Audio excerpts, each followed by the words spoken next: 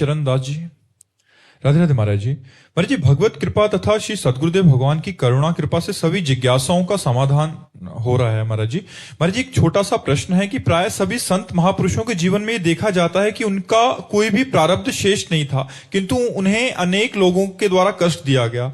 क्रियमान करने वाले व्यक्ति को आगे पीछे उस कर्म को भोगना ही पड़ेगा, किंतु उन संत ने अपने किस प्रारब्ध का फल भोगना? या रास रघुनाथ कर बेग न जाने कोय, जो जाने रघुपति कृपा तो सपने मोह न होए। सिद्ध पुरुष और भगवान में कोई अंतर नहीं है।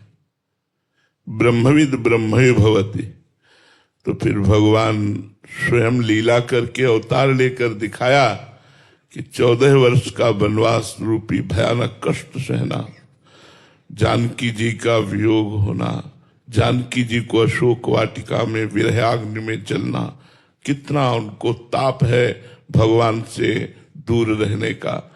कृष्णावतार में गोपी जनों से लेकर द्वारिका लीला तक आप देख लीजिए भगवान की लीला। अंतिम पधार रहे तो उनके चरणों में बाण मारा जा रहा है। तो भगवान की लीला जैसे ऐसे सिद्ध पुरुषों की लीला, सिद्ध पुरुषों के प्रारब्ध नहीं होते, उनके तीनों कर्म भस्म हो जाते हैं, संचित, क्रियमाण और प्रारब्ध, क्योंकि शरीर भाव से ऊपर उठे होते हैं महापुरुष। हाँ, जब नहीं समझ में आता तब कह देते हैं कि प्रारब्ध भोग तो भोगना पड़ता है बड़े बड़े महापुरुषों को। तो जो भगवान को प्राप्त हो गए उनका कोई भी शेष कर्म नहीं बचता, न प्रारब्ध न क्रियमाण। बड़े बड़े सिद्ध महापुरुषों को बहुत कष्ट वाली लीलाएं देखी गई जिसमें हमारी मति काम नहीं करती। जहां लिखा है एक बार राम कहे तो सारे पाप नष्ट हो जाते हैं, वो परम पवित्र हो जाता है।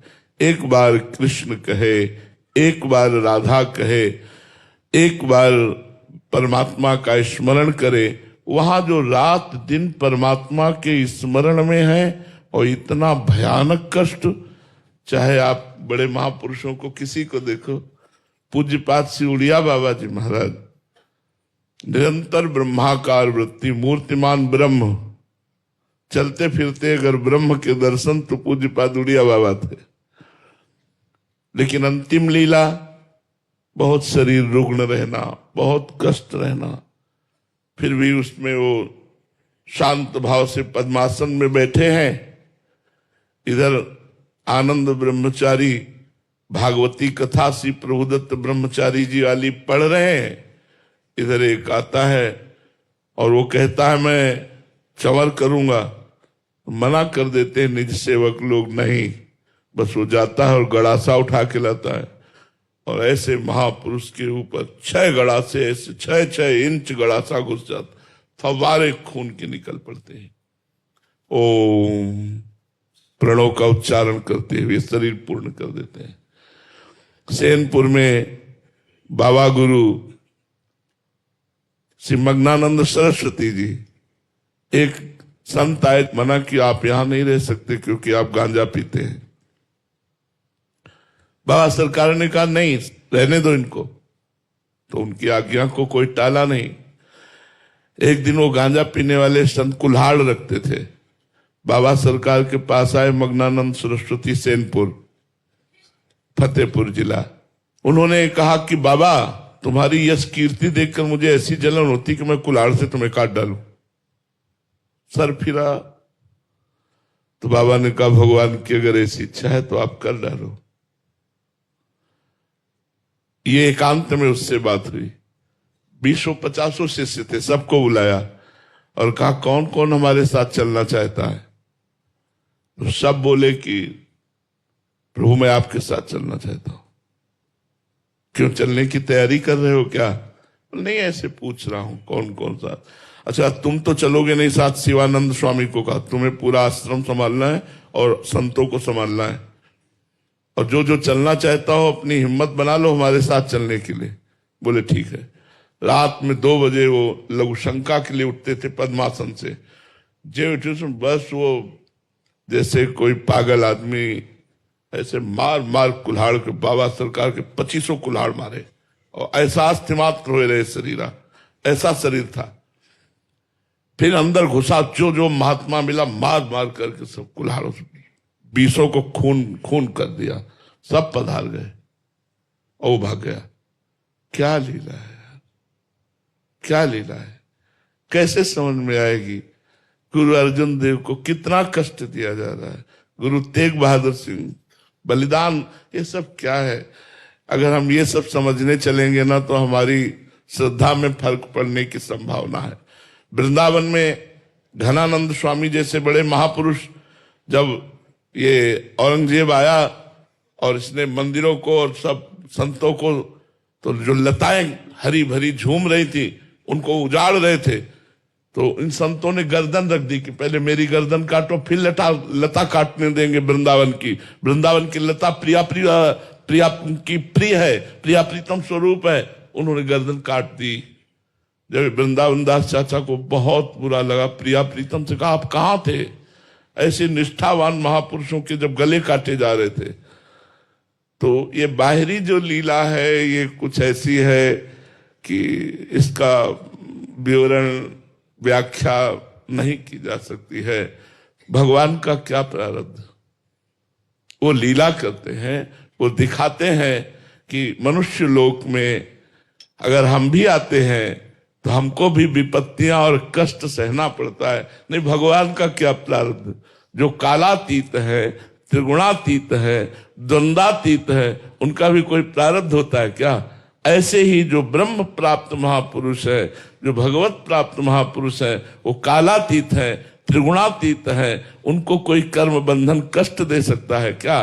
पर उनके भी शरीरों में बड़ी लीलाएं विचित्र देखी जाती है। इसलिए ये भगवान का रहस्य है, वो ही जाने।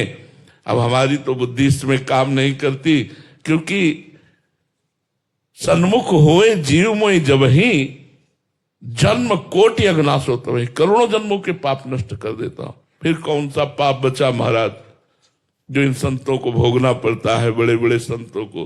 तो ये लीला है भगवान की। हम मानते हैं कि अपने संतों के साथ भगवान ये प्रतिकूलता रूपी लीला करके जगत को दिखाते हैं कि ऐसी भी परिस्थिति में हमारे भक्त की स्थिति क्या होती है, हमारे संत की स्थिति क्या होती है। ये एक बार पूज्यपाद उड़िया बाबा का बड़ा यश हो रहा था, तो कुछ जो वास्तविक साधुता को प्राप्त नहीं है और संत वेश में है, उनको जलन हुई। वैसे दूसरे की यश कीर्ति सुनकर खुशी होनी चाहिए, पर जिनके हृदय में द्वेष होता है, हृदय मलिन होता है, उनको जलन होती है प्रशंसा सुनकर। तो एक आदमी को अच्छी मुद्राएं दी और कहा प्रवचन जब कर रहे हो तो ऐसे प्रणाम मुद्रा में जाना और चाकू साथ रखना और उनकी नाक काट लेना, उड़िया बाबा की। ऐसे महापुरुष के वो ऐसा ही किया। प्रवचन हो रहा था भरी सभा में, तो ऐसी मुद्रा में आया कि लोग समझे प्रणाम करने जा रहे हैं। वह तुरंत चाकू निकाली और मारी, तो इतने सतर्क वो सेवादार खड़े थे, तुरंत हाथ में पकड़ ले, लेकिन पकड़ते पकड़ते चावल भर चाकू नाक में धस गई थी। तुरंत उसको तुम बाबा ने कहा नहीं, और उसको गले से लगाया और अपनी गुफा में ले गए। कहा मीठा दूध करके लाओ, गरम गरम मीठा दूध पिलाया और बोले भैया हमसे कोई गलती हुई क्या कि आप मारने आए थे। वो रो पड़ा, बोले बाबा हम गरीब आदमी, हमें पैसे का लोभ दिया गया कि बस इतना तुम कर दो, इतना रुपया दे देंगे। तो बाबा कुछ रुपया मिल चुका है, कुछ मिलेगा, इस लोभ से हमने ऐसा किया। बाबा ने कहा इसको कुछ रुपए दो। कहाँ से आए हो भैया? तो उनका हाथरस से। बोले जाओ इसको हाथरस की गाड़ी में बैठा लो और मेरी शपथ है कोई इसे कुछ बोलेगा नहीं। ऐसे निर्मल संतों के साथ ऐसा व्यवहार कौन सा कर्म है भैया? जो ब्रह्म प्राप्त हो गए उनको कौन सा कर्म बांध? जो भगवत साक्षात्कार किए हुए संत हैं, जो भगवान के नाम में रात दिन लगे हुए, इतना कष्ट तो किसी पापी को भी नहीं देखा जाता जैसा महात्माओं को कष्ट दिया गया। आरे से चिरवा रहे हैं आराम आराम से, बीच में खड़े करके चांदनी चौक में आरे से चिरवा। ये क्या है? हमारी तो बुद्धि काम नहीं करती। बस इतनी बात समझ में आती है कि जोई जोई प्यारो करे सोई मोहि भावे, तेरा किया मीठा लागे। बस यही बात दोहरा सकते और तो कुछ नहीं बोल सकते। तेरा किया, ये नहीं कहा कर्म का मैं भोग भोग रहा हूं। गुरु अर्जन देव जी के वचन थे, तेरा किया मीठा लगे। तेरा किया हुआ है ना, इसलिए मुझे मीठा लग रहा है। तो वो जोई जोई प्यारो करे सोई मोहि भावे। अब प्यारे ऐसा क्यों करते हैं, अब पता नहीं, उनकी लीला वो जाने। बकाया संतों को दर्शन मात्र से पाप नष्ट हो जाते हैं। फिर उन संतों में कौन सा पाप बचा?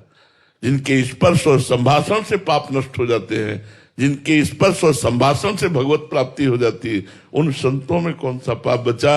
ये तो मुझे समझ में नहीं आता, ये भगवान ही जाने। आगे कभी समझ में आएगा तो बता देंगे। अभी तो इतने समझ में आता है जैसे भगवान की लीला, ऐसे भगवत प्राप्त महापुरुष की लीला। वो कर्म बंधन से मुक्त महापुरुष होते हैं।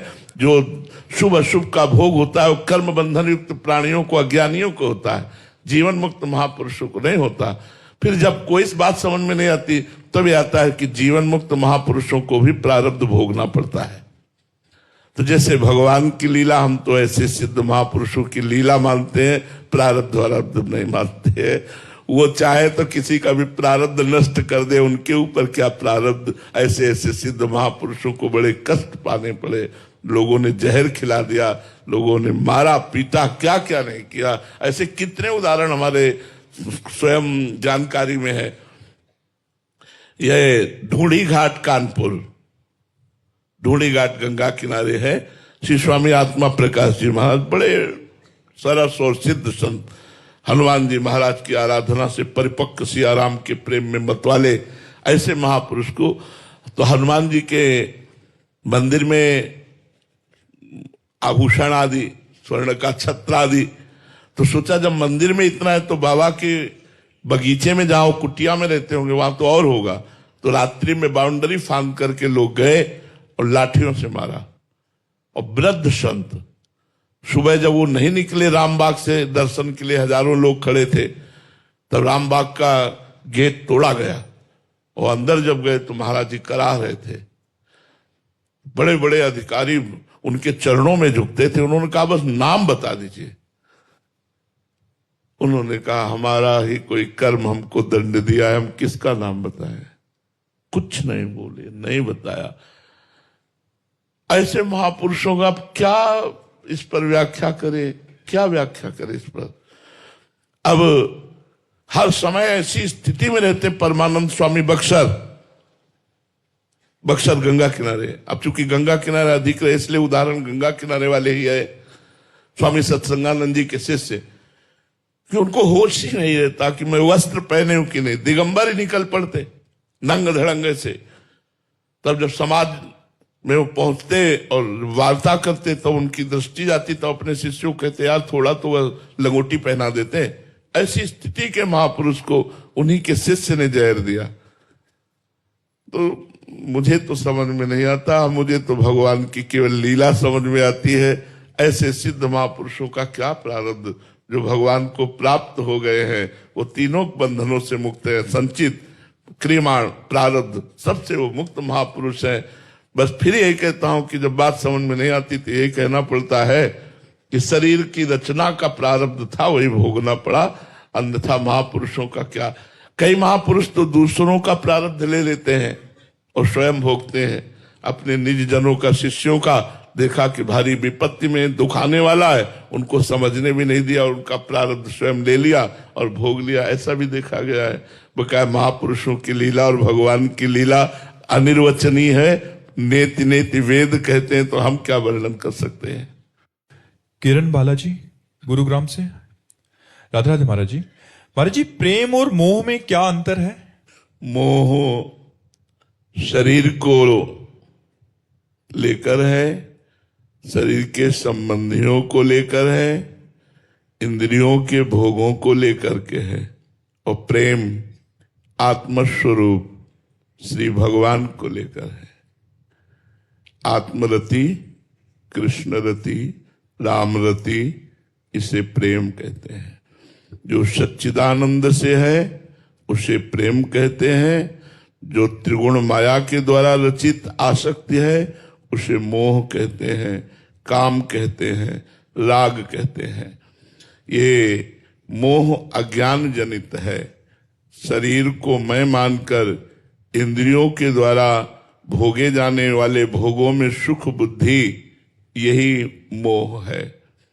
मोह मूल बहुशूल प्रद, त्यागहु तम अभिमान, भजहु राम रघुनायक, कृपा सिंधु भगवान। जो कृपा सिंधु भगवान का भजन करते उन्हें प्रेमी कहते हैं। जो ब्रह्मबोध संपन्न महापुरुष हैं वो आत्माराम आत्मरति में रहते, आत्म प्रेम में। जो भक्त हैं वो कृष्ण या राम प्रेम शिव प्रेम में रहते हैं। जो मोही हैं वो शरीर प्रेम में रहते हैं। उनको शरीर राग सब सुखद दिखाई देता है कि हमारा शरीर स्वस्थ रहे और शब्द स्पर्श रूप रस गंध इंद्रियों का मैं भोग करता रहूं। अगर वो भक्ति भी करते हैं तो यही मांगते हैं, इंद्रियों के भोग की अनुकूलता, मन के भोगों की अनुकूलता, मन के अनुकूल परिस्थिति। वो भगवान से प्रेम नहीं करते। प्रेमी वही है जो भगवान से प्रेम करता है, मोही वही है जो भगवत विमुख है, अज्ञान युक्त है, शरीराभिमानी है, भोगायुक्त है। उषा वर्मा जी, राधे राधे महाराज जी। महाराज जी, ऐसा कौन सा व्रत करें कि मेरी सारी मनोकामनाएं पूर्ण हो जाएं? राधा राधा राधा राधा नाम जप करो। नाम जप करने से सब कामनाएं पूर्ण हो जाएंगी। समस्त कामनाओं को पूर्ण करने के लिए अमोघ बात है भगवान का नाम। जो नाम आपको प्रिय लगे, राम कृष्ण हरि शिव राधा दुर्गा, जो नाम प्रिय लगे खूब डट के नाम जप करो, सब कामनाएं पूर्ण हो जाएंगी। जो कामनाएं तुम्हारे को बाधा देने वाली वो नष्ट हो जाएंगी, और जो कामनाएं तुम्हारा मंगल करने वाली वो पूर्ण हो जाएंगी। खूब नाम जप करो। नाम जप से बढ़कर के कुछ नहीं है। मेरी समझ में कोई और ऐसा व्रत नहीं है। नाम जप, नाम के बराबर कोई व्रत यज्ञ तपस्या इसके आगे कोई नहीं। नाम नाम है, वो अपने आप में गरज रहा है। नाम में बिल्कुल चित्त लगा दो, जो चाहो प्राप्त कर लो। नाम चकाचक धन है। जितना नाम रूपी धन एकत्रित कर लो, लोक परलोक में जो चाहो खरीद लो, जो चाहो प्राप्त कर लो। नाम जप, मेरी समझ में तो नाम जप आया है, पूरे जीवन में नाम जप आया है। और तो सब हैं ही साधन कि भाई चंद्रायण व्रत रहो, कृच्छ व्रत रहो, पुंसवन व्रत रहो, कई भी व्रत हैं, बट व्रतों का वर्णन आया है। लेकिन हमारी समझ में आया है कि नाम जपने का व्रत ले ले कि मैं कभी प्रभु का नाम नहीं भूलूंगी, बस अब जीत गए। भगवान को अधीन किया जा सकता है नाम जप करके, तो और कौन सी बात रह गई। तो मेरी बात तो यह है कि सबसे बड़ा व्रत है निरंतर जिह्वा से राधा राधा राधा राधा नाम रटना, अपने गुरु का नाम रटना, अपने प्रभु का नाम रटना, यही सबसे बड़ी बात है। अमित कुमार जी, भागलपुर से, राधे राधे महाराज जी। महाराज जी, भगवत प्राप्ति जीवन रहते ही संभव है या मृत्यु के पश्चात होती है? आपका प्रयास, इसमें आपका पुरुषार्थ। आपने डट के भजन किया और हट के भजन किया, संसार की वासनाओं से हट के डट के भजन किया, तो जागृत अवस्था में, जीवित अवस्था में ही भगवत साक्षात्कार हो जाएगा। लगन लग जाएगी। और आपकी लगन नहीं लगी, आप भजन कर रहे हो लेकिन भगवत प्राप्ति की प्रबल लालसा नहीं लगी, तो अंतिम समय भगवान कृपा करके अपना स्मरण दे देते हैं और जीव भगवान को प्राप्त हो जाता है। अगर कोई वासना रही तो एक जन्म और होता है, उस वासना का भोग भोगवा कर उसे मुक्त कर देते हैं। अतुल कृष्ण दास जी, राधे राधे महाराज जी। महाराज जी, संत दर्शन से भक्तों के पापों का शमन होता है। महाराज जी, संत दर्शन की फलस्तुति क्या है? संत ही बन जाना। संत दर्शन का फल है, जैसे पारस से स्पर्श हो जाए तो लोहा सोना हो जाता है बिना किसी प्रयास के। ऐसे यदि संतों का संग होने लगे तो साधु संग से आप में साधुता आ जाएगी, भगवत प्रियता आ जाएगी। भगवत प्रेम आ जाना इस संतों के संग से होता है। दैन्यता, नम्रता। देखो, आप संतों का संग करते हो तो आप हाथ जोड़कर प्रश्न किए, आप हाथ जोड़कर अब भी बैठे हो। नहीं तो अगर साधु संग हो और अध्यात्म का ज्ञान हो तो फिर ये दैन्यता, ये साधुता, भगवत प्रियता, परोपकार, ये सब आ जाते हैं। जितने भी दैवी संपदा के सद्गुण हैं ये सब सत्संगी के अंदर देखे जाएंगे। जो जितना साधु संग करेगा वो अलग पहचाना जाएगा समाज में कि ये साधु संगी है। तो साधु संग का सही फल है भगवान से प्रीति होकर स्वयं साधु बन जाना। साधु बन जाने का मतलब भेद से नहीं है, हृदय साधु हो जाना, आपके अंदर संतत्व के लक्षण आ जाए, आपके अंदर साधुता आ जाए, ऐसा। स्वामी परमानंद जी, महाराज जी का भी प्रश्न इसी पे था। उड़िया बाबा का जो दृष्टांत आपने सुनाया कि गंडासे से उनके शिष्य ने, तो महाराज जी आप पूछना चाह रहे हैं कि जो करता था जिन्होंने ऐसा किया, महाराज जी इनका तो चलो समझ आती है जैसे आपने बताया, तो उनको भी दंड विधान होगा अभी आगे, या उनका भी ऐसा ही? भारी दुर्गति, भारी दुर्गति, ऐसे लोगों की भारी दुर्गति। अब परिणाम सुनाना शुरू करें। आत्मा प्रकाश स्वामी जी को जिन्होंने मारा, स्वामी जी ने नाम नहीं लिया, लेकिन 2-3 महीने बाद वो ऐसे पागल होकर चीख चीख करके कहते थे मैंने स्वामी जी को मारा, मैंने स्वामी जी को मारा। पागल हो गए, मैंने स्वामी जी को मारा। परमानंद स्वामी जी को जिसने जहर दिया, जगदीश्वरानंद शिष्य था, ऐसे आंख पलक बनना बंद हो गई। पूरे शरीर में जैसे पानी लगने के बाद मिट्टी सूख जाती तो पपड़ी पड़ जाती है, ऐसे पपड़ी, और जहां उंगली रखो वहां मवाद। वो चिल्ला चिल्ला के कहता मैंने गुरु जी को विष दिया इसलिए मेरी दुर्दशा हो रही, मुझे बचा लो। कौन बचाए, सड़ के मरा। जब वहां हम सैनपुर में थे तब खबर आई कि मरा, जगदीश्वरानंद मर गया। अरे संत का अपराध करने वाला, संत को दुख देने वाला, संत द्रोही, गुरु द्रोही कभी चैन से जी सकता है? अरे उनका विनाश निश्चित, घोर नरकों की प्राप्ति, और पता नहीं कितने कल्प के बाद उनको अवसर मिलेगा उद्धार का। नरकों में भूंजे जाते हैं ऐसे लोग, प्रेत योनि को प्राप्त होते हैं, दुख में योनियों को प्राप्त होते हैं। संतों को मारना पीटना ये सब। अब आप बताओ, पाल घर में दिन का समय मान लो संध्या है, सैकड़ों लोग गांव के लोग हो, वो बबर शेर तो नहीं था ना, क्यों खा जाएगा सबको, साधु वेश था। अगर तुम्हें लगता है बच्चा चोर है, तुम्हें लगता है ये ठीक नहीं है, तो फिर अगर दंड विधान लायक लगते हैं तो सरकार को सौंप दीजिए। बिल्कुल निरपराध संतों को दौड़ा दौड़ा के मार डाला। क्या अपराध था उन संत का? कोई कहते बच्चा चोर है तो तुम मान लोगे? अरे उनको हम कह रहे बैठा लो, पूरी रात उनकी जानकारी करो, जहां से आए हैं वहां से जानकारी करो। ऐसे कैसे मार डाला? दौड़ा दौड़ा के जिंदा मार डाला उनको। ये क्या है? इस विषय पर जाने पर हृदय दुखी हो जाता है। ऐसे संतों को पीड़ा दी गई, क्या भगवान नहीं देख रहे थे? तब यही कहना होता है कि वो स्वयं में लीला करके दिखाते हैं। जा रहे तो उनके चरणों में बाण मार रहा है, बहेलिया बाण मार रहा है।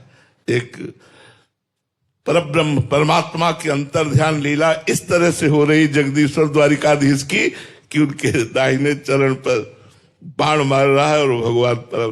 तो ये भगवान की लीला ही है।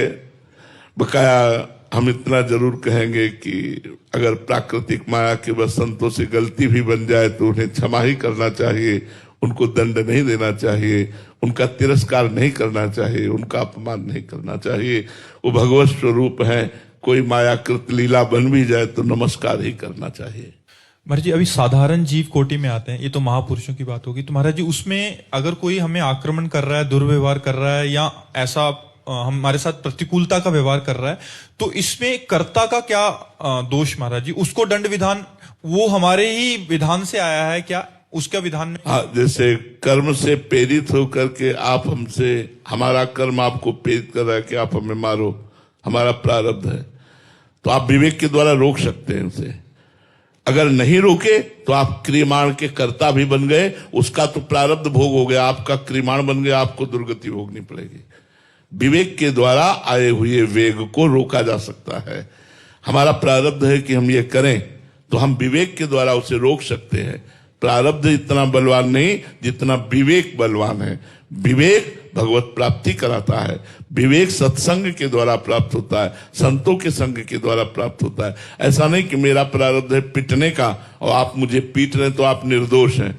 आप हमारे भारतीय कानून में भी दोषी हैं और भागवतिक कानून में भी दोषी हैं, दोनों में दोषी पाए जाएंगे, क्योंकि आप विवेक के द्वारा रोक सकते थे, लेकिन आपने क्रोधावेश में आकर दंड दिया तो उनका तो प्रारब्ध निपट गया, आपका क्रियमाण बन गया, अब आपको भोगना पड़ेगा।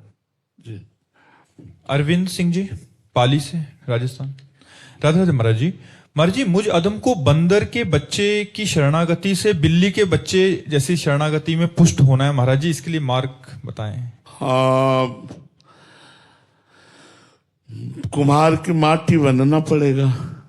कुम्हार जब माटी खोद के लाता है तो उसे पीटता है, एक छोटा सा भी कण नहीं रहने देता, फिर इसके बाद पानी डाल करके मसलता है, फिर इसके बाद पैरों से रौंदता है, फिर हाथ से गोलाकार करके चाक में चढ़ाता है, फिर जो मन आता है वो आकार देता है, फिर सूर्य के ताप में तपाता है, फिर आग की ज्वाला में जलाता है, फिर बाद में पात्र बन जाता है जो रस पानी ग्रहण करने की योग्यता है, घड़ा बन जाता है, सकोरा बन जाता है, कुल्हड़ बन जाता है, वो पात्र बन जाता है।